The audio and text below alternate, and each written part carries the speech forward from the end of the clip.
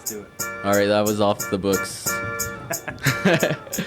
No one heard what we just said here. Is it recording now? It is recording. We are live, guys. So let's start this in 5, 4, 3, 2, 1.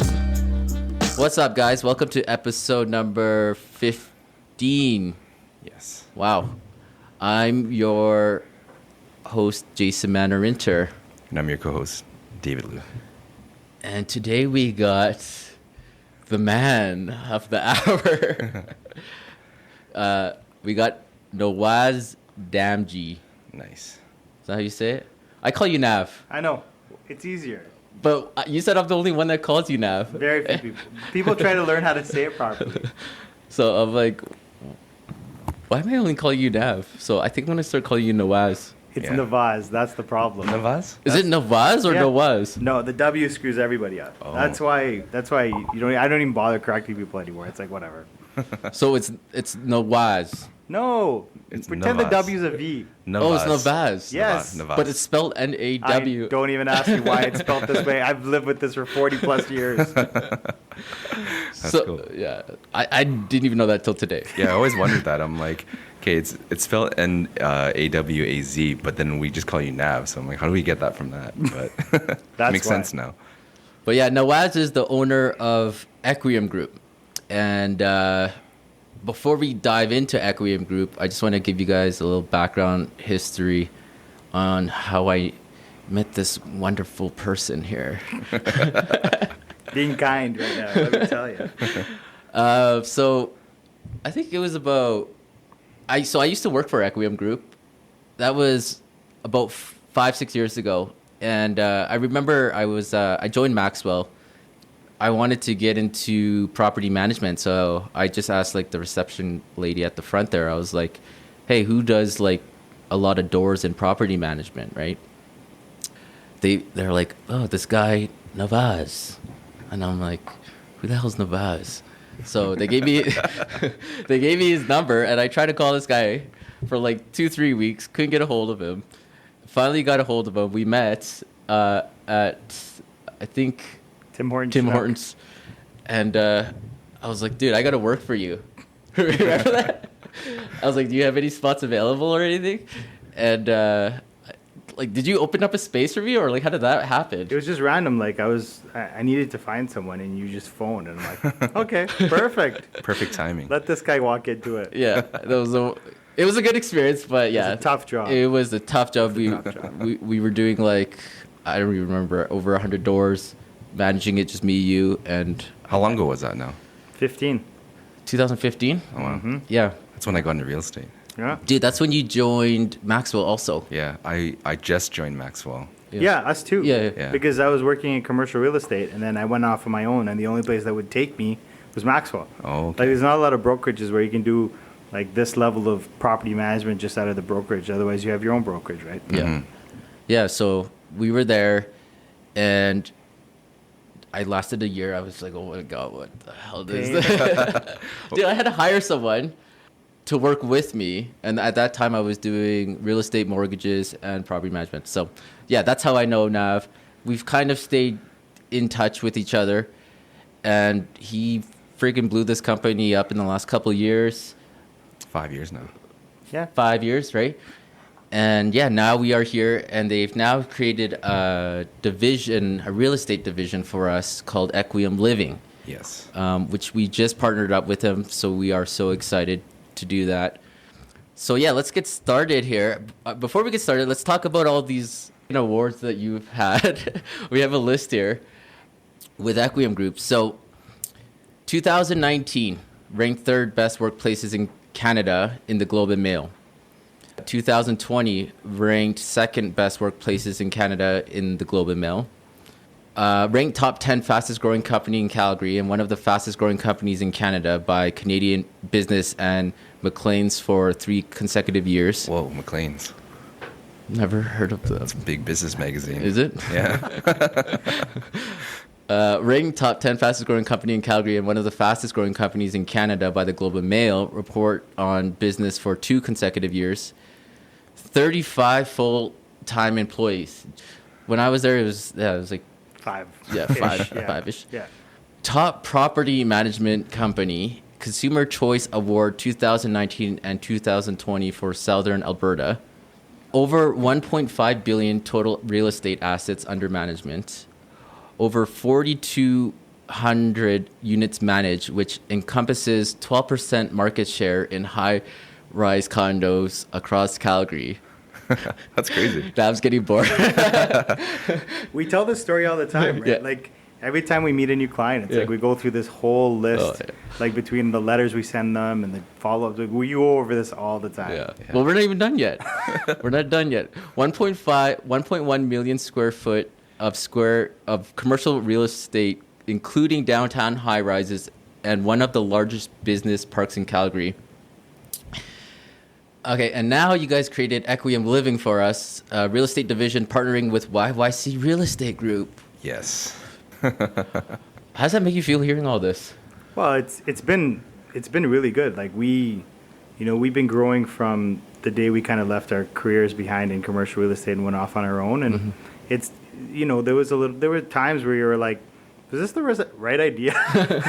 like the day I left my last day as a career like a person with a job and a salary was like October 31, 2014. Damn. So you know what happened after that. Yeah.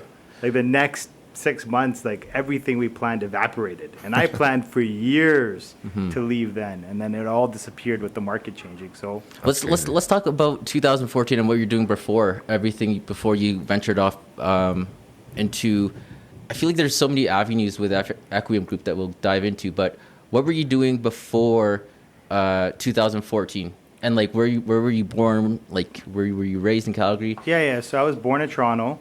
I didn't even know that. Yeah, so my parents brought me here in like late junior high, and then lived in Calgary ever since. Went to U of C, everything else. What's your background? I'm East Indian. East Indian? Yeah, Okay. yeah. It's Smiley. What'd you go to UC for? I did business and economics at U of C. I did like finance and econ. Nice. Like I'd still pick those two same degrees. That like that's how I've always thought. Which is like when I got there and classes were like, oh, this all makes sense. I was like, yeah, I belong here. Yeah. So I would still take the exact same program today. Yep. It's just like one of those things. Like people who are good at building things should really be getting to engineering. And it's like it's not like, oh, your parents wanted you to be a doctor and you suck at science. Yeah. Right. So, Yeah. Typical Asian parents. Yeah. Right? No, it's me. Yeah. No, totally fit how I Yeah, me thought. too. So like from the day I got into like my senior classes until today, I still think exactly like that. So it was like perfect for me. But right out of school, right out of U of C, they like Oxford Properties, which is a large commercial landlord in Canada, were looking for like people to bring into the industry like right out of school. So they were looking at U of C at Haskayne grads for like an intake management program where they'd kind of teach you the ropes of commercial real estate and grow you in the organization. So they picked me off right out of school. I started like part-time while I was finishing my degree, and I was there for 8 years, got a few promotions. So you were doing commercial leasing? No, commercial property management. Commercial property for downtown? Yeah, eventually. So did you partner up with like a lot of people? Oh yeah. Like how many mortgages can one person get, right? Yeah, like yeah. there's you can only get so many before you're starting to get B mortgages, which kind of kill the deal, right? So Yeah. we started joint venturing with a lot of people. They were, the qualifier. Then we started getting people to put their own down payment in because we showed them, look, we're just going to do the work and refi out your money. So like, we're not even going to put our money up. You put your money up, and we're going to show you how it's done. So we did that even on small multifamily buildings. So it was working really well. And then, one day I just recognized, I'm like, my property manager, who I had a full-time property manager for my portfolio. Was that me? No, this predates you. This is when I was still working. Okay. So I was looking at my property manager and paying them a full-time salary, and then my realtor's making like $100K in commissions, and I'm like, between the two of them, they're making more than I am, and this is like I tell them what to do all day. Like, forget that. Yeah. So I was like, I planned like months in advance. I'm like, okay, I'm going to go on my own. I have enough cash coming in for my rentals and my sales and everything else to like be more than my pay. So forget it. I'll go do it myself. And so the funniest thing, like literally the day after I left, the market collapsed and all my cash flow disappeared. You're not buying in 2015 at the rate you were in 2013 or 14. So all those commissions dried up. So it's like literally like suddenly there's no money. Yeah. But, just luckily, we had a really good management model. A lot of people had approached us to manage on behalf of them in the time that I was working. Because when I was working, I couldn't manage third party. I had to manage my own, and that's it. And I did it through an employee. But, as soon as I was off on my own, there was all these opportunities to take over management. So we started growing that business. Like, some of my commercial clients, right when I gave notice at Arcturus, were like, well, if you're leaving, we'd be interested in seeing a bid if you're going on your own. So I bid on some of the clients they asked. So we bid and we won. And so, when you left Arcturus, this is when you started the commercial, like doing your own Equium Group. Yeah, so Equium Group, we started as like a real estate holding company for all these rentals in 2011. Okay. But then in 2014, it had grown to a point that I could support myself at least and maybe another employee. Yeah. So 2015, you start doing commercial management. And then at that time, you also have your real estate division of like property management for residential. Yeah. Is that right? Yeah. Is that when we met? Yeah, that's when we met. Yeah. Pretty much. That's when you came to Maxwell. Yeah. Yeah. And then, so 2015 comes your commercial. I think I had a year with you. It was like 10 years in your mind. Yeah, it was only like a year. Dave, man. This Yeah. was a gong show. They threw I me know. in the thing. I Hey, remember. but I did pretty good. I think It's not bad. Yeah, You're not the worst employee. Yeah. I promise you. Yeah. It's funny because I was talking to Jason during that time, and he was still doing mortgages, and then he started doing the real estate, and he told me he was doing property management. And I was like, man, you got to focus on like one of them. Dude, you can't be that was doing all fucking- three. You're going to be spreading yourself way too thin on that. So Residential property management is a tough job in general. Just it really is. Like, the commercial guys will tell you it's low brow, and the residential guys will be like it's way harder than commercial, then they don't know. But residential is a tough job just because it involves people's lives and involves like, you get into domestic abuse and death and murders. Oh, and dude. break-ins Yeah. and like all kinds of like personal stuff, and Yeah. it's just like that can hit you sometimes. So it gets there. Like, it's way more emotional. oh, so much. And that's so what I much. find in the residential real estate. It's way more emotional than it was on a commercial base. So emotional. There, most of the time, the tenants are only calling you to complain. yeah, No one's calling up their landlord's agent and being like, "Thank you so much Yeah. for Yeah. not raising the rent today." Dude, you're putting out fires. Yeah, all day, man. My And fridge doesn't work. Yeah. Yeah. The washing machine's Yeah. leaking. It's like it's a shit show. It's not an easy job for anybody, Yeah. for sure. I'm not even saying that it's an easy job for me. Like, Yeah. it's a tough job. Yeah. And like, people who are good at it, they grow a second skin, I think. Yeah, 100%. they do. And we could now offer actually property management services. That's why that was another thing why we moved over with you guys, right? Because Yeah. I feel like you guys are definitely forward thinking, right? Yeah. So you guys, we're 2016 now, 2017.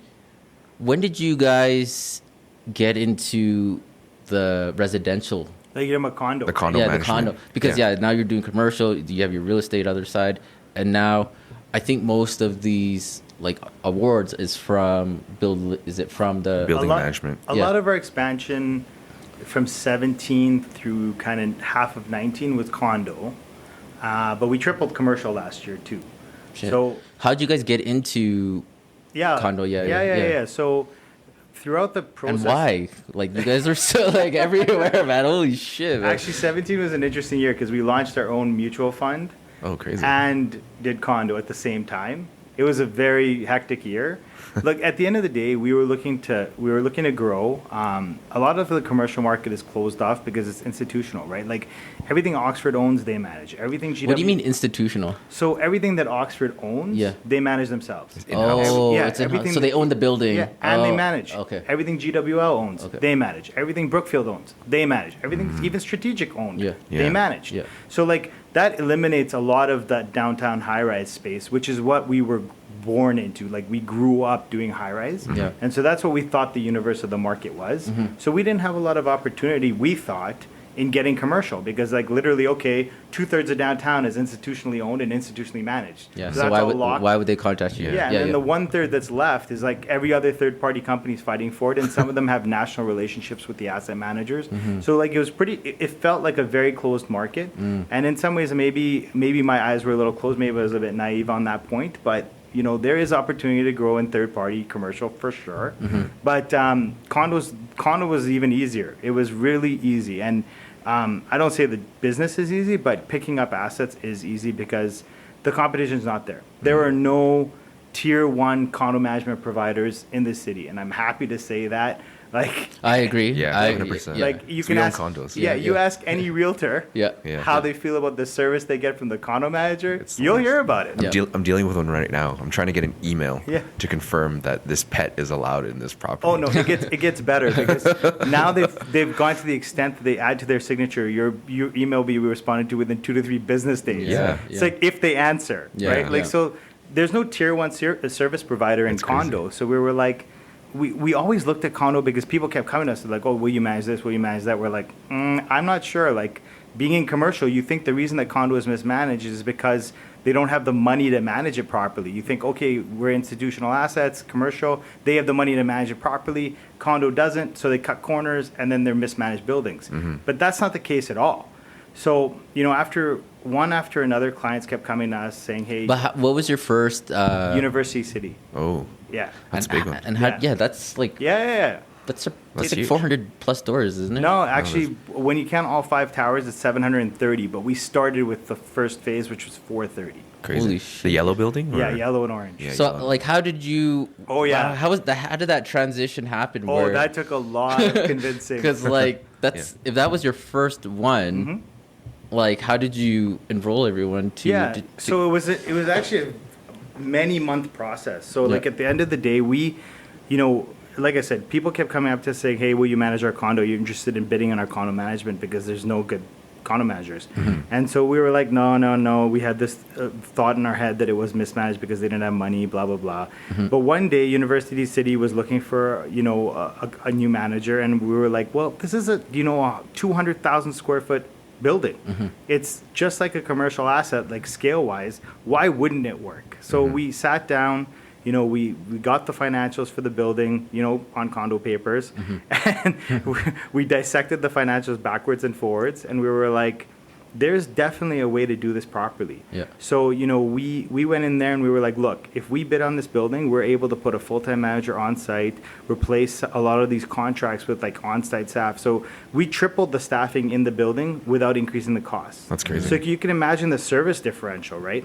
But to convince them to come across the line took months. Yeah. Like I had meeting after, like, it's a big board. They're like, why we were gambling on these guys who've never done condo before in their lives. Yeah. So yeah, I think I went in there and I was like, I'm going to give you a deal that we will never give to anyone ever again. I'm like, we will do this contract for the next 6 months, and if you're not happy, we'll refund your fees. Oh shit. Shit. We're like, Yeah. that's how confident we are. We will beat anybody at this. Yeah. Know your product. Yeah, Yeah. we were like, because we were, there's the fee itself doesn't have that much room to move. So everyone's kind of at a very similar fee point. But we're like, look, at this fee, we're going to put a person on site.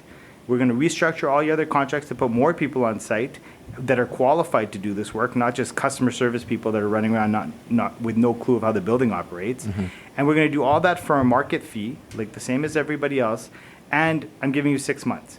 So if you don't think we can do it, fire it, and I'll cut you a check for your management fees. That's Go crazy. ahead. Yeah. Oh You man, put it all on the line there. our, Yeah, our yeah. senior management team was like, they're gonna fire us in December, and you're gonna have to give them like tens of thousands of dollars, like 10 grand, 20 grand, 30 grand, something back. And I'm like, it's not gonna happen. Yeah. So yeah, we crushed it. Like we found them hundreds of thousands of dollars of savings. We tripled their staffing. The building's well run. They had no reserve funds. We like increased their reserve fund from like 50 grand to like, I think 700 grand. Shit. We didn't. The fees have been stable at 3% a year.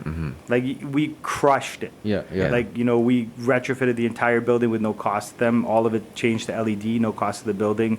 The electrical performance is off the charts. Like they have money in every account. It's ridiculous. They That's have crazy. 6-finger bank accounts. Yeah. That's Like- that's like a no-brainer at that point. Yeah, exactly. Like there's no feasible way to replicate what we did unless you have a commercial background. Like so we used commercial building operators. Those people are licensed by state to work on the equipment. We used licensed property managers. A lot of condo So you managers used a don't. lot of your commercial Yeah, staff exactly. and brought them in. So we used our commercial expertise is what we did. We had to hire new staff because our guys were maxed out, like they were doing the jobs they had. So it was a whole new team that we brought for condo, but it's based on the ideas and how we manage commercial. So like everything we did in commercial, we do in condo. Nothing is different. And that's a big difference between when you worked here, because residential kind of like sputtered off running like it always has. Whereas condo was developed from the ground up with the idea that it's going to be run like an institution. So we provide condo boards the same things we would provide our institutional owners who own like these office buildings, these business parks, the same level of service, the same thing. So you get 4 business hour response if you email us, you get 2 business hours for the board. 1 hour anywhere in the city, 1 hour emergency response. Our staff will be on site dealing with the emergency. Like, That's crazy. No condo company can compete with us, Dude, and you guys are doing something that I've never heard of with any management company, is offering free condo documents. Yeah, that's awesome. I told the first board. Crazy, yeah. I told the first board this. Yeah. And now a couple of companies that have it as well. Yeah. Oh. But I told the Because first. they rip you off, man. Yeah, it's Yeah. a total It's rip-off. such- $500 a pop. It's Yeah. a cash for like grab. 10 documents. When I sold my unit in Keynote, First Service charged me $1,500 in condo docs because you have the parkade board, Oh. you have your unit your unit title and your storage unit. So they charge you like $1,500 in disclosure statements and estoppels. They charge you like $1,000 in Yeah. docs. Yeah. Like they're ridiculous. it's crazy. Yeah. So I just told the board, I'm like, condo docs are a cash grab. Like, we have unlimited cloud storage. They're your documents. So you're telling me I'm going to charge you to host your documents? Like, it doesn't make any sense to us, right? Like, we provide a fair business. If we do work, we're going to charge for it. A lot of our fees are ad hoc, but we provide a higher level of service. So, Yeah. nobody really disputes our billing on that front. Yeah, exactly. You're getting like a commercial grade service at a residential level Yeah. that a lot of people aren't used to. Because Yeah. in Calgary, I find that a lot of the buildings are poorly managed, and that's why condo fees are always going up every year. They're going up. I don't get it, man. And it's like, where are those fees going to? It's like, oh, we're upgrading security. It's like, well, why didn't you do that before? You know? The biggest problem right now the condos are having is that the insurance market is so bad. If you do the analysis, there's more money being paid in claims that's coming in premiums. So that's not sustainable, right? So the only way to address that is they're going to increase insurance. And like we have had buildings with no claims that go up 30 and 40%. So that's the biggest issue right now for buildings. Like forget about mismanagement of capital or anything else. These insurance hits are going to keep coming. And that's why the condo fees are going up, right? So you got in 2017, you get your first taste of condos. What happened? Because you just probably went after all the how'd you build your portfolio? We didn't actually really go after any condo. We actually turned down some large bids after that because we really wanted to figure out how to do it properly. Like after our first year of University City, we were like, okay, our model is clearly better than what's out there. Because we own condos all over the city, you've managed them, and so we've been interfacing with these condo managers as a client for years, for 10, 15 years, and they all suck. We're like, forget it, we can do this better. So after a year, we took the other half of University City, and then onboarded that. When we onboarded that, we did it again. Used their existing budget to add on-site staff and cut contractors. And so, they too are performing much better financially and operationally. And once we saw all this, we were like, we need to really get in gear on our business development because even today, which is funny to say, even with all this growth, all of our business is word of mouth. We don't have ads on Google. No. We don't have any of that. I don't even think you guys have an Instagram page. No. Yeah. No, I just tagged you guys. Yeah. Oh, actually, it was Equium Living. Yeah. Do you guys have Equium Living now? I saw We're going to one. have to now, right? Yeah, I just saw We it. got to create one for you guys. So yeah, Yeah, but you guys have no social media, nothing. I Nothing. didn't. Yeah. So like sometimes I would ask, like a lot of times when I'm in a bid, I'd be like, where did you hear about us? Like, where did you get our name from? And so now we have one Consumer's Choice a couple of years. Like I see where people are finding us. Like that makes more sense. But yeah, there was sometimes I'm like, where did you even hear that we do this or that we're around? Like it makes no sense. That's Yeah. good. So yeah, we wanna expand further, of course. So we want to. But how did you guys? Everything from 2017 to now has just been word of mouth. Pretty much, yeah. And Actually, 100% has been word of Yeah. mouth. 100%. 100%. And then as it's been growing, how have you guys dealt with like this rapid, because you guys have all these awards of rapid growth and all this stuff with the company. How have you dealt with that? Like, It's not easy. At the end of the day, it's all about you need to evolve your mindset. Like honestly, like if you're going to do things the way you did them last week, last month, last year, you're going to get nowhere. And we've really noticed that this year because last year we did 300% growth. We have 20 new employees full time, and even our senior management team, even me, I have to evolve my mindset about how I deal. Like what do you mean evolve? Like just always. So you were here when we were involved in when we were managing that first kind of 100 doors of residential. Yeah. Like how much time did I spend talking to you about our 100 doors of residential?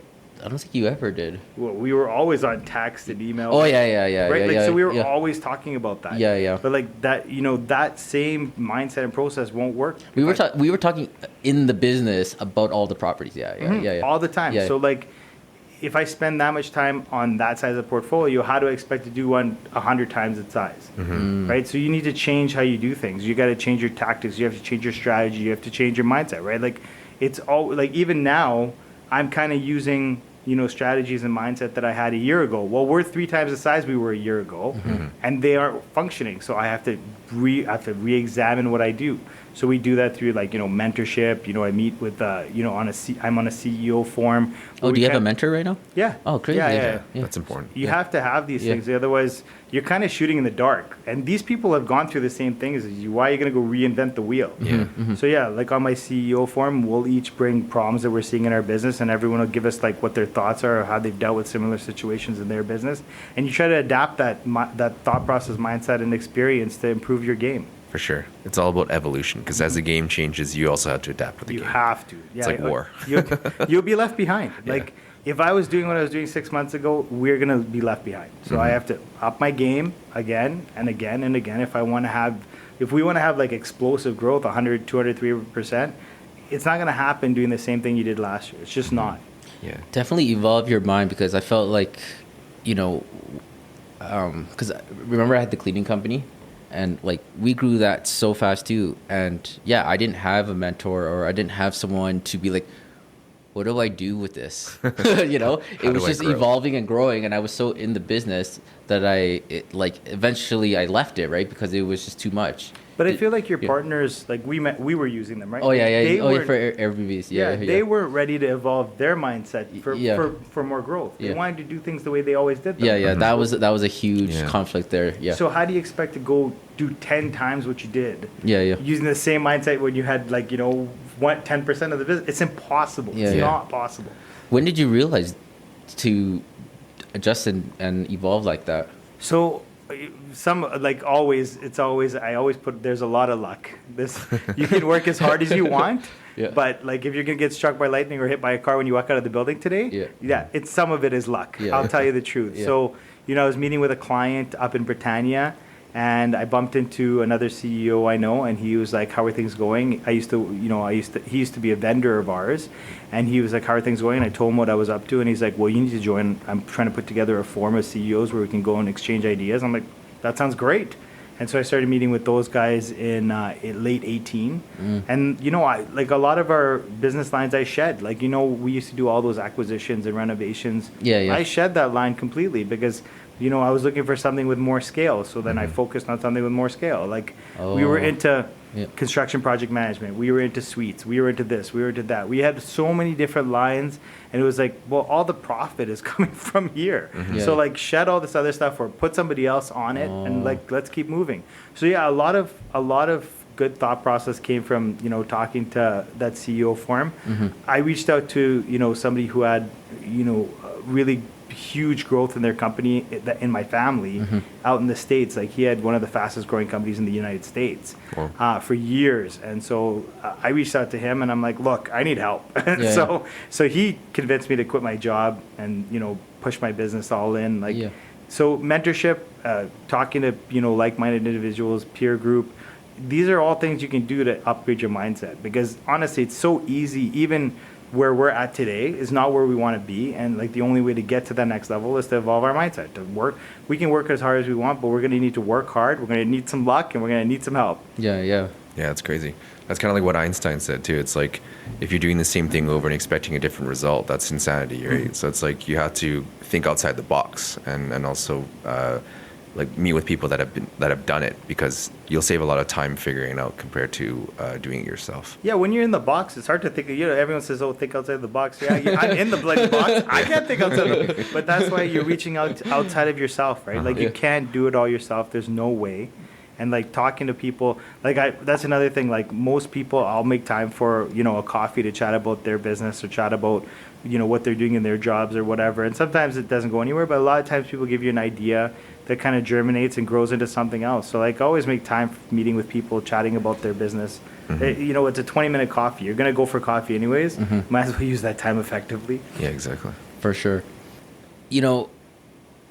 This has always stuck with me with you, Nav, is like you're always, I feel like, working.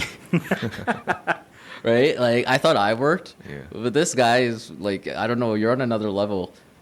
Like what motivates you and how do you continue to push yourself? Yeah, you're pretty crazy, man. I think people that have worked with you know that, right? Like that your work ethic is pretty crazy in a good way. Yeah, in a good way. Yeah. I have dinner with the kids for sure. Yeah. We put them to bed most nights. But other than those times, I work. And how many hours would you say you're working a day? I say I work from 7 a.m. to 10 or 11 p.m. And then, like I said, I'll take 2 hours off to have dinner. Yeah, 2 hours off to have dinner with the kids and put them to bed. But 7 a.m. to 11 p.m. most days you can count on me being around. That's crazy, man. That's good discipline. I'll start checking email around 6:30. But yeah, like people know that during that period you could reach me, no problem. Like That's crazy. Yeah. Your culture. So you guys have awards for best workplaces. How would you describe the culture here? Well, we're a results-based kind of company, right? Like people know there's opportunity.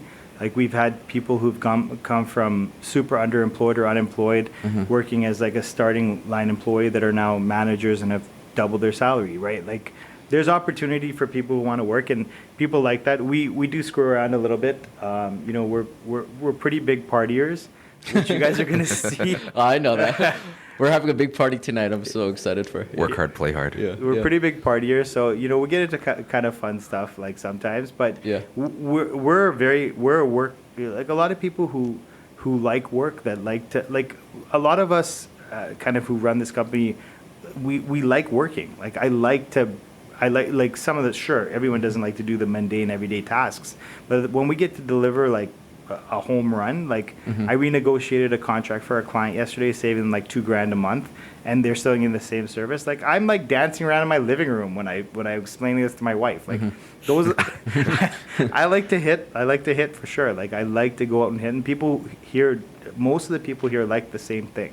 And so because we're all around the same age, we're all kind of that mindset. We all get along. We like people party a lot. So that's, I think a lot of that culture comes from that. Like when I won the award 2 years ago, one of the people at the award ceremony is like, well, how'd you get that high up? Because they kind of sit you at any table, and some of these guys picked up their award at like 103 or 150, and we're like third. And I'm like, I still go for drinks with everybody on my roster. Like I have like all of 20 employees. Like everyone, we can go out for drinks on Friday and just get ripped and have a good night. So like if you're not a company like that, like you're not gonna have the same kind of like relationship with these people, right?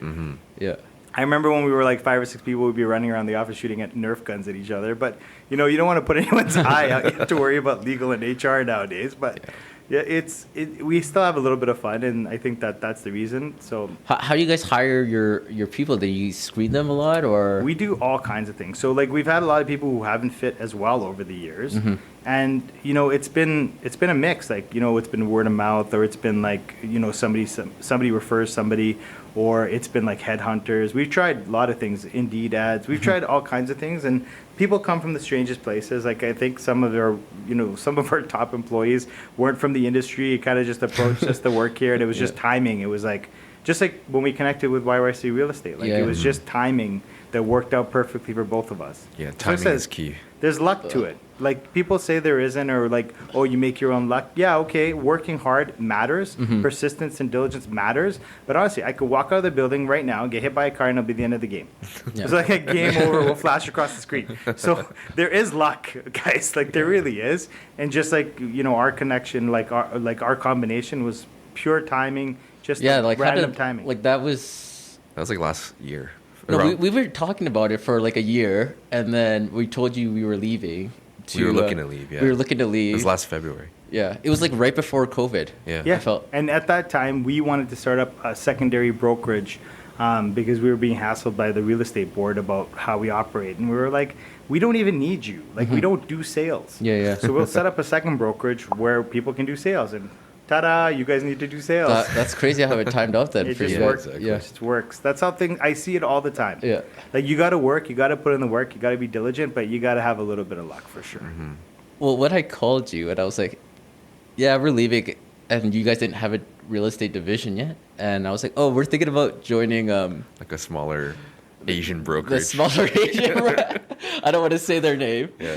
but you reamed me out there. Yeah. Well, you're like, what the? I didn't want to be associated there. Yeah. Yeah. It's not- I was like, come on, man. Our business is based fees on are low. Yeah, the fees were low. Our business is based on referral base. Like, it doesn't really matter. We can hang but with our own Asians. yeah, This, I can tell you this honestly, and it's not about it being an Asian brokerage. Yeah. It's about the quality. So you guys have brought a certain standard of quality to how you brand yourselves, how Yeah. you market yourselves, and that branding is aligned with our branding. Yeah. We've had a lot of realtors in the past be like, "Oh, can I join your brokerage?" Because they're not happy with whatever brokerage they're at, and we're like, "No." Yeah, yeah. And still to this day, Yeah. we're not here to just add realtors because we want fees. We Yeah. want people who are going to understand that we have a certain brand we're trying to maintain. Mm-hmm. We've seen that you guys have maintained that type of branding, and that's why we combined with YYC Real Estate. Mm-hmm. Like that's why you asked me why a certain realtor you were speaking to this week isn't a part of our brokerage, even though they work with us. And I Yeah. told you they don't meet that requirement. They don't meet that. There's a certain brand that we built in this city. Yeah. Like we're starting to become fairly recognized, and we want to maintain that with the realtors we partner with. Brand and culture. Well, I think that's something we were talking about, Dave, where, there's some realtors there wanting to join and like partner. And I'm like, well, let's just slow down here. Like, let's move over. And like, we don't want anyone just right? Because like, it is a headache. And It is. you want to actually be, what I learned is like, you want to be around people that bring you up too, right? Yeah. Not like people that are, you know what I mean, right? With like realtors, other realtors, right? Yeah, when I look at the Remax or like a large brokerage standard, like you got to look, okay, I have 100, 200, 300, 400 realtors, okay. Like 10% of those realtors are going to be a straight pain in the ass. Yeah, like yeah. they're going to not file their documents. They're going to cause you all this trouble at RECA. Yeah. For what? Their 10% of their fees are nothing to you. Yeah. Yeah. But because that's your brokerage model, you're going to take on all these guys. Like it's just not worth it for us. Like we have a stabilized business in commercial. We have a stabilized business in condo. We have a reasonable fund business. Like we are not going to do this just for fees. We're going to do this with the people who fit in our brand, fit in our culture. Yeah. That's awesome now. I'm happy you guys that are we like, fit that. yeah. Well, now it fits us too because we offer full service, right? Yeah, and that's what we've been wanting to do. Yeah. Because it's like the business is there, and a lot of agents don't do what we do, and I find that like our service is different from a lot of agents. Like the agents are just doing the deals, they close it, and it's done. Like they don't build a relationship Yeah. with them. The service is not ongoing. Like even after a deal is done, we still have a conversation with the clients because it's not just about the business; it's about the relationship with the client. Yeah. And like that's how we get a lot of referrals and also the retention from the business as well, because it's not just a transactional deal. Yeah, and that's the reason I recommended you. Like some of our staff had sold through you guys, and I Yeah. told them, I'm like, you need to use Jason, Yeah. and and you come in the door, you explain to them that they're asking too little for their property, you push them to list for more, and you got them more, Yeah. right? Like Yeah. we saw it happen. Yeah. Any AB realtor would just be like, okay, you want to list for 20 grand less than everybody else? You go ahead. It'll be a quicker sale for me, and I can move on to the next deal. That's the mindset, and that Yeah. doesn't work for us. Right? Yeah. That's never been. It's like always represent the client to like the best, right? Mm-hmm. But yeah, man, it's been crazy so far since we joined. Well, we actually just moved over. Like the full team Yeah. moved over a couple. October 1st Yeah. for me. Yeah. October 1st for you. I just moved over a couple days, and yeah, we already closed our first deal with you guys. So Yeah, we got our deposit check. you should have not told me what you told me. It stressed me out, man. It's all good. Question about partners. You obviously have a lot of partners. How is it working with partners? How do you deal with working with partners? Because I know me and Dave had our struggle In the beginning, yeah. in the beginning. Like, how did you maneuver through that with like, and you're still partners with these people, right? So a lot of the joint venture partners we have multiple deals with these people. It's at this point at one point when we were trying to build the business, we would have partnered with anybody. Yeah. But like now, later on, now that we've gotten a lot bigger, we're really selective. Like we used to send out our deals to a mailing list, and people would inquire, and we'd do deals with them. And like it's like I'm not even doing that anymore. Like we need to be selective about our clients. We need to be selective about our partners. We need to be selective about how we spend our time. Because realistically, like time is greater than money. Everyone says time is money. They're off. Their math is totally off. Time is greater than money because you can buy time. You can try to buy time, but you're only going to get so many years, so many hours. Everyone's only getting their 12 hours a day or whatever they can manage to work with before they have to pass out and go to sleep. Like we have only so much time, so you need to focus on the highest value for your time. Like it's hard to do. It's hard to say no. Like lately, like in the last 2 weeks, I've said no to three new clients. It's like, nope, this like the margin's not here for us to do this, and like we need to be more selective about who we work with because our model is very like there's a lot of staff here. We have the most staff of any management company per door in Calgary. So like our overhead for our structure is a lot heavier than any of our competition. Like you can go into anybody's office and be like, how many doors you manage? How many people you have? Less than Equium, guaranteed. And because we have such a high, overhead for that staff, we make that up by providing additional services like, construction project management, that kind of thing. And so if it's a smaller corp, it just doesn't, we don't fit them. And then we have all these clients that don't understand that we're trying to do a commercial type, management model. They're so used to how it used to be. And so we don't get on the same page. And then there's all this like conflict between us and them. And it doesn't make sense. So it's like we're trying to be more selective so we can, and we want to be more clear about what we provide, how we provide it. So a lot of times, like board, like we have I think an 11 unit board that's paying us, a very large fee for a construction project management. And it's, 10 times their management fee. But at the end of the day, we found them those savings within the project by redesigning it, by tendering it properly.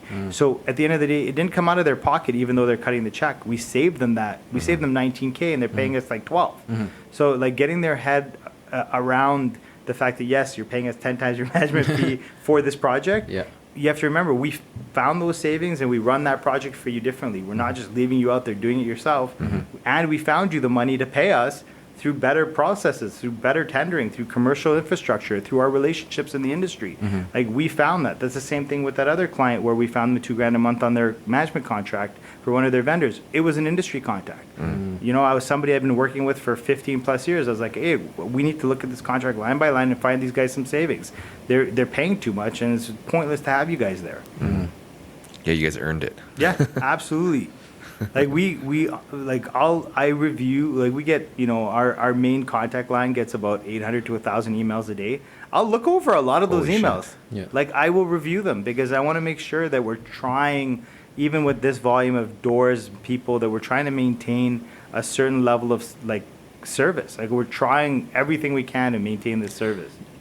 Do you read every single email? I do. I swear to God, you read every single email, man. I do read a large volume of them. Like, you have no idea, Dave. Yeah. Like, when I was working with you, even an email I missed to respond to, you would catch that. And it was like a week later. And I was like, what the fuck is happening here? I'm telling you, But, like, yeah, he reads, like, yeah, you read every single email, I feel. That's...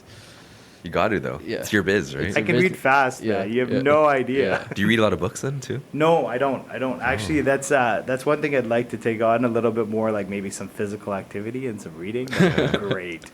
Yeah, I definitely need to look at a little bit more, personal development. It's not just work development. I feel like we're always working on, and so like maybe I need to focus a little bit more on personal development for sure. Like nobody's perfect. We make mistakes, but For sure. it's been very focused on the business for sure. I have a good book for you. I'm reading it right now. It's called The Shortness of Life by Seneca. Oh yeah. It's all about time. Yeah. And how like time is the most valuable asset, and like It is, man. this is like back in like ancient Rome times, right? So it's like about like philosophy on time and how like everybody will spend all this time squander it doing like stupid stuff, but then at the end of the day, like when they start getting sick or something like that, that's when they start appreciating time. But it's like time is always there and you're always losing time, but the thing is that no one's really paying attention to it. unless like you're really aware of it. So it's actually pretty good. What's it called?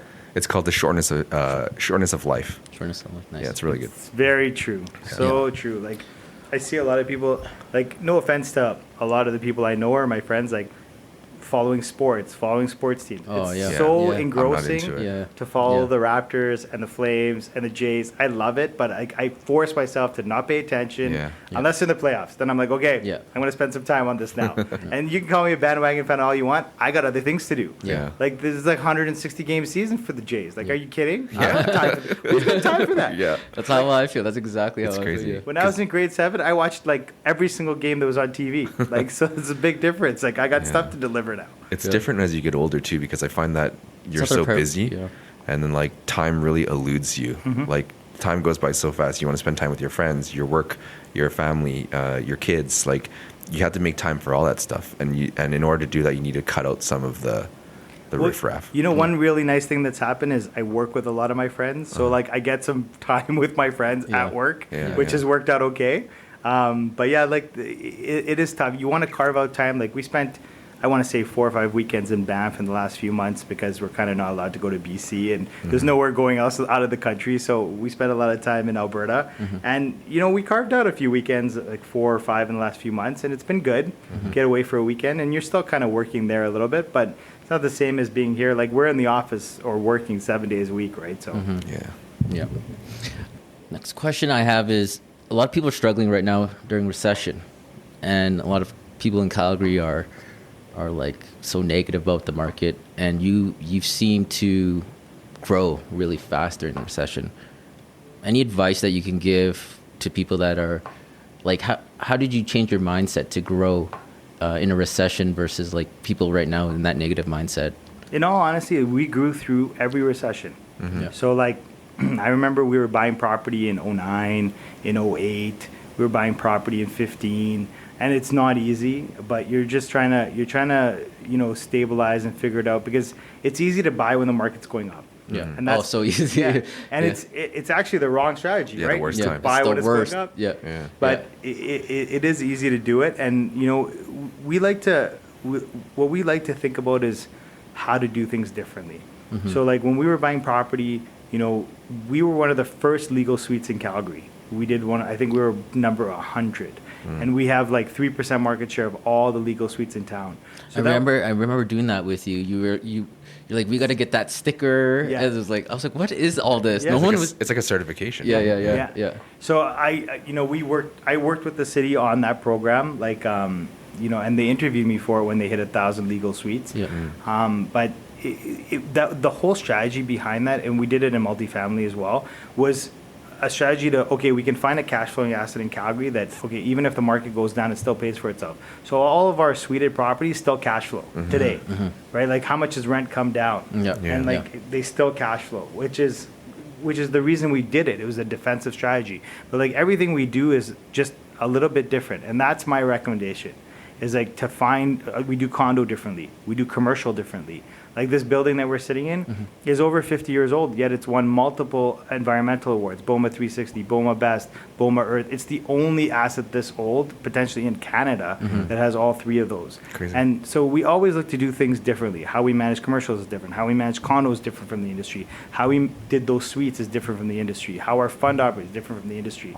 And so It sounds like you're like always evolving with the times. if you want to do stuff like everyone else, Yeah. you end up average and mediocre, and you're going to get average and mediocre returns. That's just how it goes, right? So we're trying our heart out to find better ways to do things, all the time.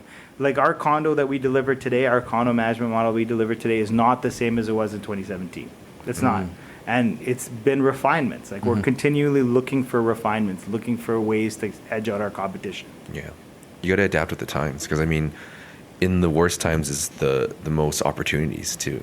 Like, I got into real estate in 2015, so I only know like the shitty market. Oh, yeah. If you have a boom, you're going to be off the charts. Yeah. And it's been great for me. Like, Yeah.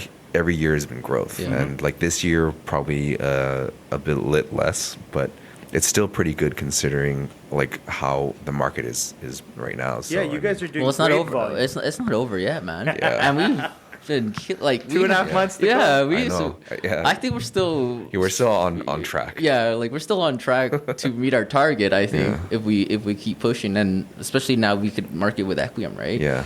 So I think yeah, like that's exactly what we've been doing is evolving to changing. You know, dude, how many brokerages have I left? Right? I said this is gonna be the last This is one. it. Yeah, This is Jason's it over. because I was like, there's He's like, we ain't moving again. yeah, I'm like I am sick of moving, right? But the thing is, we're designing this from the ground up, right? Yeah. The way that works for you and us. Yeah. And so instead of going into, Remax, like I'm not taking shots at Remax at all. Yeah. It's just I'm going into an existing model where I do it their way and I go get my sales. But here we're able to design it around you guys because it's a new model. And so that's an advantage for you and for us. But again, it's going to be done differently. And that's kind of the only way to get ahead is to do things differently. Like that's the thing. Totally. You want to look at the recession, work hard, hope for some luck, and do things differently. Yeah. How about that? Work harder for Yeah, sure. work harder. Well, there's a lot of people that just are like working less, right? Because Yeah. they think it is an actual recession. But Yeah. yeah, I think you put the work in, you'll get it, right? Like a lot of agents you see, they're just kind of like twiddling their thumbs, waiting for the business to come. But they're not doing agents yet. Yeah, it's the same thing. Like, yeah, they're used to that boom market where, like, this whole city is used to that boom market Yeah. where things will just come to you. Yeah. Like everybody in the city seems to be like in that programming. Like we need to reprogram them. Yeah. Yeah. Like Calgary needs to be the ones that are like kicking ass. Like we're looking at partnering with a national brand, and they're coming to us because we're hitting home runs in Calgary, and they're looking at us to take this model to Toronto and Vancouver. And it might not be something we actually end up doing, but we're in discussions. There's a lot of opportunity, but Calgary people need to be the ones hitting home runs. Like there's smart young people here, and like there's no more like 6-figure oil and gas jobs is lined up for you guys. Like it's time to dig put in the work. Yeah, get the shovel. Let's go dig it up ourselves. It's fine. Yeah, 100%. What are some big lessons you've learned in the last couple of years? Like I think that like I mentioned about thinking that the commercial market was shut down, like that was a mindset problem. Thinking that condo wasn't the right business mindset problem. Like it's not taking things just the way you see them. It's actually looking into it and finding out and talking to people. I think that was a great learning for us, right? Like the universe of commercial property that we could go after is hundreds of millions of square feet, right? It is, and to think that the whole market was shut down was a blinder on, right? And those are the kinds of things you need to, like I said, peer groups, mentorship. You need those people to be like knock on your head and be like, are you thinking about this right? You think you know something, but do you actually know it? And I feel like the current world we're in, everyone just thinks they know things. I don't know nothing about vaccines. I don't know nothing about masks. I'm going to take the advice of the people that know, and I'm going to try to learn stuff that's going to build my business. Because people are here arguing about vaccines and masks and flat earth. Like, are you crazy? That doesn't pay me nothing. You get off Facebook and get to work. Yeah. Distractions. Yeah, I would say like what you said, knowing it and having mentorship. I would have never thought you had mentors, but like a lot, I read a lot of books, right? And they're always saying like you do need mentors. You do need people to help you. You do need another opinion, not just yours. Because like I do get in my mindset too that like I think I know everything, but I realize you don't know shit. We don't know nothing. Yeah. There's people who've done 10 times this, 100 times this, 1,000 times this, done multiple businesses, multiple entries and exits. Like, they know, they've seen it, right? Like, they've seen it. And even if their specific advice is not what you need, it at least gives you a different view for you to refine what you're doing, right? There's always room to grow. Since this is about like entrepreneurship, business too, it seems like you've been in the business for a long time, self-employed for a long time. Any advice that you could give someone that like is on the brink of being self-employed or doing their own business that is too scared to? I was scared too, right? Okay. And like rightfully so, I guess. So my wife's parents and my parents both started their own businesses. Both went bankrupt and had a massive effect on both of our families. So like we were not in any mindset to jump out on our own. Never. To be completely honest with you, when I left, I probably had tripled my work income in my business, and then I was like, okay, I'm ready to go, and still I got taxed, right? So, like you're gonna have adversity for sure. So, like, I don't want to tell people to just skip the fear and go after it. But a lot of times when you talk to the people who've done it, they skipped the fear and went after it, and it worked out. But what about all the people who skipped the fear and went after it and they got hit by a bus? Like, honestly, like there is risk there. And like, the way that we did it to feel comfortable was to have that, multiple line business. We had the management, we had the commissions, we had the rental cash flows.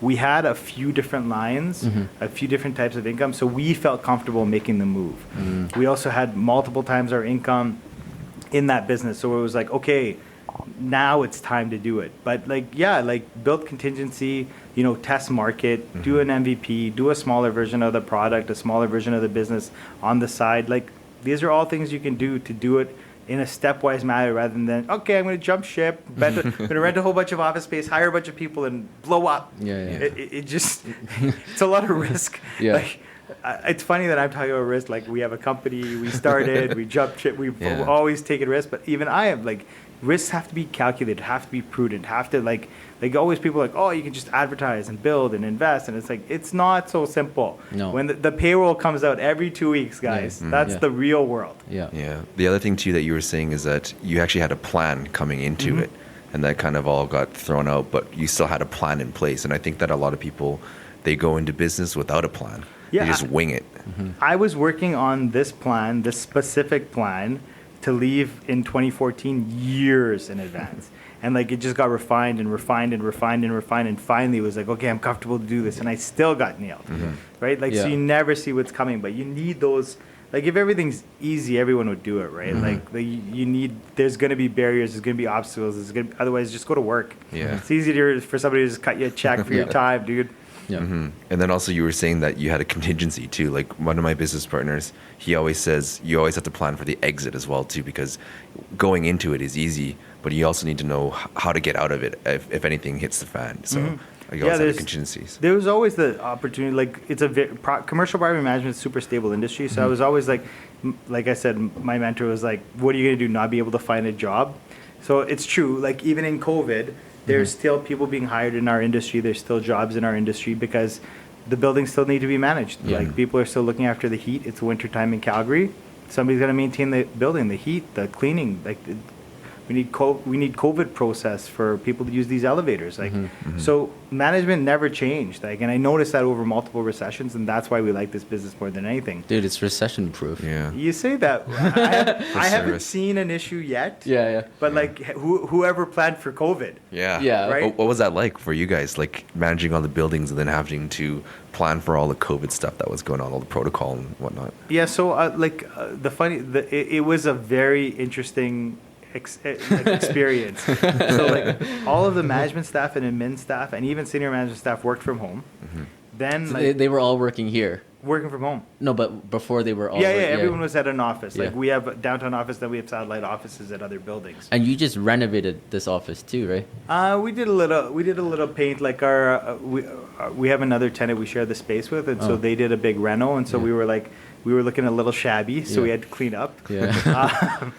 So a lot of our staff work at the building. So like, we have staff at the office at Guardian, staff at the office at University City, staff at all the different buildings. So they were in those condo buildings working in-house. There's offices for them in these buildings. And so the first thing we had to recognize is, okay, so some of our staff are actually deemed, frontline. They're not on the shutdown because they maintain the heating of the building, right? So so we had to get them PPE, and we had to get them, processed, and like get them away from people while still maintaining the building, but they stayed. So those frontline people worked through. We got them PPE, we got them all the support we could with process and everything else, and then everybody else worked remotely. What's PP? PPE, personal protective equipment. Like face shields, masks, gloves, hand sanitizer, and we were buying sanitizer by the pound. So we had to work on all this while we weren't in the office. So it was a new dimension of difficulty, and we also had to support our commercial tenants by helping them fill out the secret applications. So like, when you go for commercial rent subsidy, it's the landlord that actually puts that application in, not the tenant. So like, that's how the government had it structured. So our commercial staff were working on these secret applications, trying to keep these guys afloat. We're trying to maintain the PPE. We're trying to run everybody from outside. So there was definitely some service delivery. Like, some of our condo boards were a little bit miffed about how the delivery went, but it's like, 80% of our staff were working from home. Yeah. And so like the productivity is different. Like some people had challenges, like people who had kids that were, over 5, 7, 8 years old are home requiring attention. So the managers that had kids had trouble pulling off, and boards are ticked off about, some boards were ticked off about the service. But I think overall we delivered. We had a lot of conversations with boards explaining how we did it, because our model was all about putting staff in the buildings. Like look at the University City example. We tripled the staffing and put people in the building.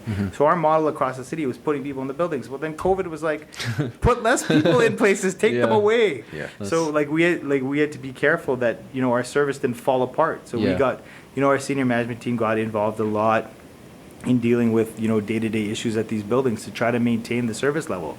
Like we really pushed hard to try to keep it all together. You had to adapt, man. Yeah. To do it. Survival of the fittest. Yeah.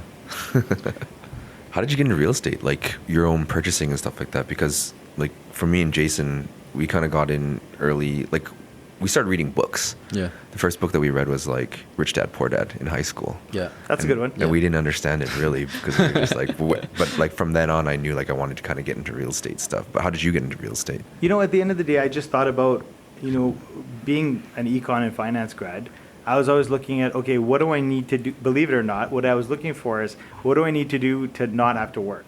Like, how much do I have to invest, save, build to not have to work? Yeah.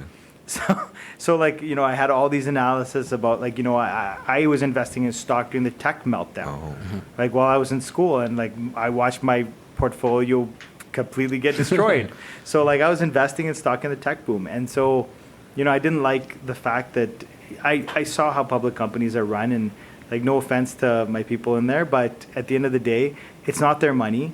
And so they don't run it the same way. Like you wouldn't, we buy secondhand laptops. Like we still do. Like we buy refurb laptops, wipe them, and install, Windows and Office through a third party. Like if you're at Shell, you don't do that. You buy a $2,000 laptop. I buy a $400 laptop.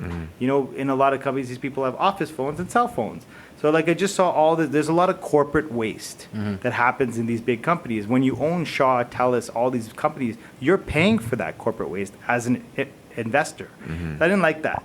So, I was like, okay, there was all these things I was looking at. I had a license to import diamonds, so I had a diamond import business. There's a few people in Calgary that have engagement rings for me.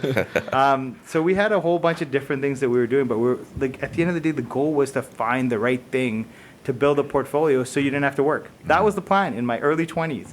And so, so we settled on real estate. So I bought my first rental. It was an off-market deal. I saw the market taking off. I'm like, I'm buying one.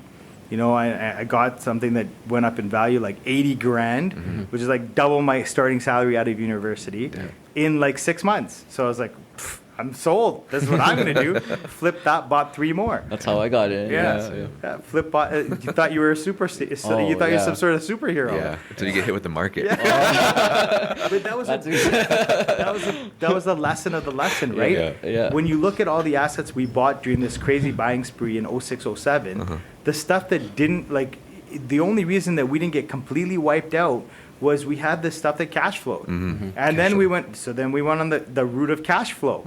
So we went after suites. So again, the second downturn survived because of the cash flow. So the lesson that was learned in 07 saved us in 14, right? And like, I think it's just about doing it. Like I was just talking to one of our employees, and I told her, I'm like, you need to buy a place, get a tenant in your basement in a legal suite. You need to refi that property. She's like, what are you talking about? I'm not doing any of that. I'm like, listen, this is the way you build wealth. Like, this is the only, when you start with nothing, which is what we started with, no joke, nothing, 16 grand that I saved up while I was working in university. Like, when you start with zero, like, this is one way that is actually effective to make it work. Now that we're a lot bigger, I'm not really into acquiring real estate. I feel like there's opportunities in investing in our business that will bring a higher ROI. But until I got to this level of business, I couldn't beat the ROI from buying an individual property and refining it and renting it. I couldn't beat it. We were doing like 30, 40 points a year in rentals, right? Like, you can't beat that. Yeah, it's like what you were saying before, because your background's in econ finance, and like the money that you put into a stock market, it's like that's all the money you put in. You put in 10 grand, it's 10 grand worth of money. But with real estate, you can actually leverage it with the bank. If you have 10 grand, you can maybe buy a $100,000 property with 10% down. So there's not very many investments that you could put down that you can leverage through the bank. Well, the thing I like about real estate the most is that, that whole refi play. Because realistically, there's a lot of properties I own that I don't have any money in. Like, I got all my money out. I got a small apartment building that I got all my money out in a year. I got a bunch of suites that I got all my money out. And like that, you can't replicate. Yeah. Like, if you're actively engaged in the management of your rental, and the act with a plan to renovate, with a plan to up the value of this property in like a short time frame and then refinance, it's not possible to beat. There's no way. Yeah. And Now we're looking at private equity, small acquisitions of another company. Maybe we could see a return at that level, and that's at a much larger scale. But that was the best thing I could come up with for years. Yeah. And the thing too is that like it's tangible. Like you can touch it, you can feel it, you can see it, you can renovate it, you can upgrade it. You can go there if there's a problem. Yeah, exactly. Right? You can't do that with your stocks. No. It's sitting some digital network in New York, Yeah, So you it's have no idea if Shell bought Duvernay for too much money in 06, and now Yeah. Duvernay's buying back all the pieces for like 10 cents on the dollar, right? I don't know. Yeah. And the most important thing, cash flow is king. Cash flow for sure. Yeah. It's the thing about rentals is it's a tough business. Like, it really is. It's you put a bunch of money in, you look after this thing, your tenants could trash it, then you're putting more money in. Your property manager might be kind of absent, and now you're following up with them. You got months of vacancy. It's not easy. But like, don't get me wrong, it is real work. But like, again, when you're starting with zero or very small dollars, it gives you the opportunity to do big things. Yeah. 100%. And it's long term. I think it's something where people That's another thing. Yeah, like very it's, true. yeah, If like- somebody gets scared about their TELUS stock, Yeah. they sell it Yeah. immediately. Like nothing happened. Like, Yeah. I bought it at the top, and now TELUS is tanking, so I'm going to sell it. So these mistakes are harder to make in real estate Yeah. because it's very slow to transact. Yeah. And it's expensive to transact. You got to pay realtors, you got to pay lawyers, you got to pay the to break the mortgage. So all these costs stop you from making bad decisions and just selling on a whim, Yeah. which people do. They just click and they sell their TELUS shares. It's Yeah, like, it went down 20%. It's gonna recover. Yeah. TELUS is not going to zero anytime soon, guys. Yeah. Yeah. That's It's, why I love real it's estate. totally a lot, and that's what I realized too. And I tell everyone, like when they're always concerned with the market right now, I'm like, it's only been about 5 years. Okay, where do you guys see it happening in 20, 25 years? Right? I think it's going to go up in at least 20 years, 15 years. Right? So Maybe. you never know. Depends but- when you buy. Yeah. It's a very tough to make a call, but the way that we found real value in real estate is like buy stuff that you can revalue the property. Like, I look at stuff that where we have like corner lots in Ogden and corner lots in Highland Park and corner lots in Glenmorgan, and I look at how much they've gone up in value because of the land. So like, don't just buy anything. Like, be strategic. Like, okay, I want to buy this corner lot in Ogden, kind of near the Green Line, that you can rezone to RCG, that's got a house that I can renovate and get some money out in the reno. There's so many layers to this game. And when you start to look at what people have done, like, you look at like a Kingset where they've taken a hotel and converted it to an apartment building. And like those those plays are happening all the time at different levels. And that's what you're looking for. If you're just going to buy a house in Silverado, which I own, so I've owned it for 13 years. It hasn't gone up in value $1 because you can buy that same style of house from Shane Homes in a different neighborhood for the same price Yeah. I paid 13 years ago. Brand Yeah. new. There's no there's no You got to be difference. more in the city too, though, right? Inner You city want is key. you want land that has some value, right? Like, we like Highland Park, we like Ogden. We like, if I was buying, those are the areas I'd focus on. So where was the first property that you purchased then? Abbeydale, baby. Oh, nice. Oh yeah, I have at least 20 plus doors in Abbeydale today, for sure. They're good though in those areas because even though there's not a lot of appreciation, you always get constant renters. And they're just paying down the mortgage. I've You get had good cash flow. I bet you maybe a month of vacancy every 5 doors in the last 5 years. Like, if you have some aggressive leasing, you can get them filled, and they just pay down. But at the end of the day, if you look at the tax structuring of how real estate works, the pay down is marginal tax when you sell. Whereas if your property appreciates, like in the inner city, it's capital gains. Yeah. So it's taxed at half. So even the taxation is better for you when you buy property that appreciates rather than just cash flows. So like, there's a lot of strategy around it for sure. Yeah, exactly. There's so many loopholes and benefits and stuff like that being an owner of real estate and a landlord. So that's why we got into it. Like, Yeah. I my background's actually in engineering. Oh yeah, we talked about this. Yeah, so like, and I first got into real estate when I was like 18, and I was just managing all my parents' stuff. And then I was like, okay, I'm gonna get into my first real estate like in when I was like 20, and then like I was like, that was pretty sweet how you could just make a quick buck after holding on to it for a certain amount of time. But then it's like, you have to know what you're doing, and you have to be really like focused on that, and also passionate about it too. So Well, Yeah. you have to like real estate, I feel, to stay in real it. estate, right? yeah, it's funny. And I think that's what sets us apart is like we're actually in real estate, right? Yeah. Versus Yes. like a lot of agents, just Yeah. buy and sell, right? So That's what. Yeah, when we were talking to University City on our first pitch, and they're like, "Why do you guys want to do this? What do you do?" I'm like, "Look, we grew up in real estate. Yeah. Like right out of university, I was buying rentals, I was buying condos, I was managing commercial. Like I've been in this game from day one Yeah. of Yeah. my career, Yeah. and I've never Yeah. done anything else. Yeah. That's funny. Did you Yeah. play a lot of Monopoly as a kid? Actually, I win at Monopoly all the time. Same, yeah. Yeah. Yo, we got to get a game Me going. and my sisters used to just play Monopoly all the time. Me and my daughter play Monopoly Deal every night. Really? Every night. I come That's home hilarious. and she walks up. She's like, "Do we have time for Deal?" I'm like, "Yeah, let's go." You should play Cash Flow 101, the Rich Dad Poor Dad game. Oh, really? We have it. Yeah. Oh yeah, Yeah, we'll we play. should Bring it play here it, one yeah. day. It's We'll actually play right really- here. It's on really this boardroom good. table. Yeah. It's more like like real life situations. Yeah. Like it has like the market cards. So See, you can get fucked Monopoly by the is market. actually supposed to be a critique of capitalism, right? Oh, yeah. Yeah, because there's like a scarcity of the number of houses you can buy and scarcity of the number of properties and money. Everything runs out and everybody bankrupt. Like everyone Yeah. bankrupts except one person. It's supposed to be a critique of capitalism, but I love Monopoly. Yeah, Honestly, I I love play Monopoly. I'll play anytime. We got to get a game here. Yeah. Cash Flow 101. If you love Monopoly, Cash Flow 101 is like I'll the have to game try to it play. out. We'll have to play with them. Yeah. Just before we end this, I like to say, Nawaz. Navaz. See, David's got it. He's known me all of like 12 months. You and me been working together for like 5 years. You still can't do it. Jesus. Nawaz. There you go. Nawaz. Is there anything like you want to say just before we end? Any last words of advice or anything you want to say just to end the podcast? Anything on in your space or anything about business, personal life, anything? I don't know. I say the same thing. Like people will hear me who talk to me. Like it's about the grind. At the end of the day, for us and for people who are going to hit it, there's not a lot of people that are hitting home runs out there. You gotta play the short game, and you just keep winning every day. You keep putting in the work every day. That's the only way you'll see results. Like I see too many people who put in the work for a month or 6 months or whatever. Put in the work for 10 years and tell me it didn't work out right. Like that's what it takes. Yeah. So Commitment. what does the grind mean to you? Like I said, work every day, 7 a.m. to 11 p.m. baby. Yeah. And remember, I still need like 7-8 hours of sleep. There's still people working way more than me. Yeah. Well, you definitely do have a work ethic that it's like it makes me want to work more too, Yeah. right?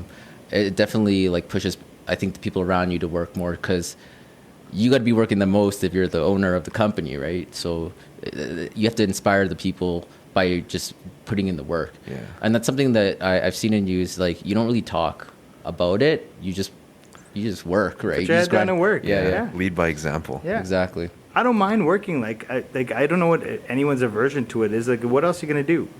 Yeah. Right? Like you can there's a lot of fun you can do within work, within the confines of work. Like I Well, you said, can watch sports, man. yeah, that's the only thing. I'm not getting a lot of falling on the flames. Yeah. It sucks.